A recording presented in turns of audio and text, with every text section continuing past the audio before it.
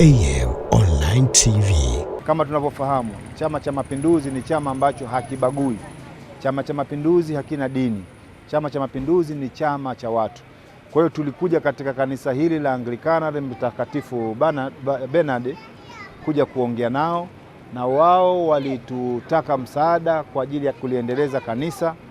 Basi leo tumekuja kwa ajili ya kukamilisha ahadi yetu ambayo tuliahidi kwao kwamba tutaleta mchanga na mifuko ya saruji pamoja na kiasi cha fedha. Sasa leo tumekuja kukabidhi, kwa sababu Chama cha Mapinduzi kikiahidi kinatekeleza. Kwa hiyo kupitia sisi kama viongozi tumekuja kutekeleza ile ahadi ambayo tumeahidi. Kwa hiyo moja ya kura ambazo zimechangia ushindi ni kura zao pia nazo zimechangia Chama cha Mapinduzi kushinda. Kwa hiyo ni lazima tuje tutoe shukurani kwa niaba ya chama, lakini kwa niaba pia ya rais wetu wa Zanzibar Dr. Hussein Ali Mwinyi kwa ushindi mkubwa ambao ameupata na ahadi ambayo ameitoa kwa wananchi kuitekeleza ilani ya Chama cha Mapinduzi katika Zanzibar yote, na nadhani tunajionea sote hali halisi ya maendeleo yanavyokwenda. Wito wangu kwa wananchi pamoja na waumini wa dini zote, sio dini ya Kikristo, ni kumwabudu Mwenyezi Mungu, kumwomba Mwenyezi Mungu nchi yetu iwe na amani.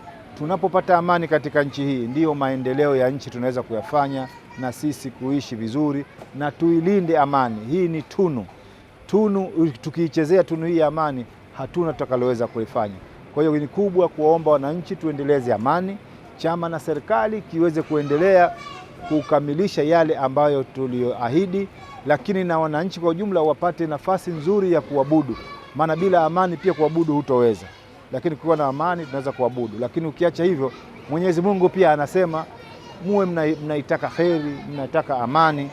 Mnapotokea kutofautiana, mnakaa chini, mnazungumza, kama tunavyomwona rais wetu anaendelea kufanya mazungumzo na watu tofauti, vyama tofauti, lakini dhamira kubwa ni kupata amani ya nchi na utulivu.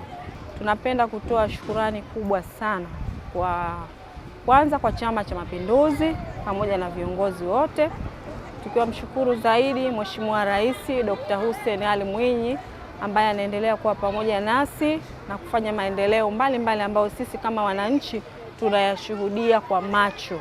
Tunasema asante sana kwa ujio huu. Wakristo wamefurahi kwa sababu wataendeleza ujenzi wao ambao ulikuwa umestop na sasa hivi unaendelea ili kuweza kufikia yale malengo ya kuweza kulimaliza kanisa hili. Tunapenda kupokea ahadi hii mlioahidi kwa shukurani za dhati sana, tukishukuru Serikali ya Mapinduzi ya Zanzibar, tukimshukuru Rais wa Zanzibar Mheshimiwa Hussein Ali Mwinyi pamoja na uongozi wake.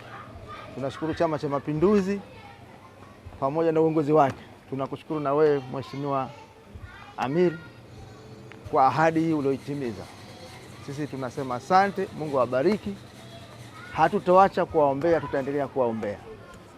Sawa, tunajua tukiombea nchi amani yetu ndio hata tunapata nafasi ya kufanya shughuli zetu, pamoja na hayo kupata kumwabudu Mungu kwa amani, kwa utulivu.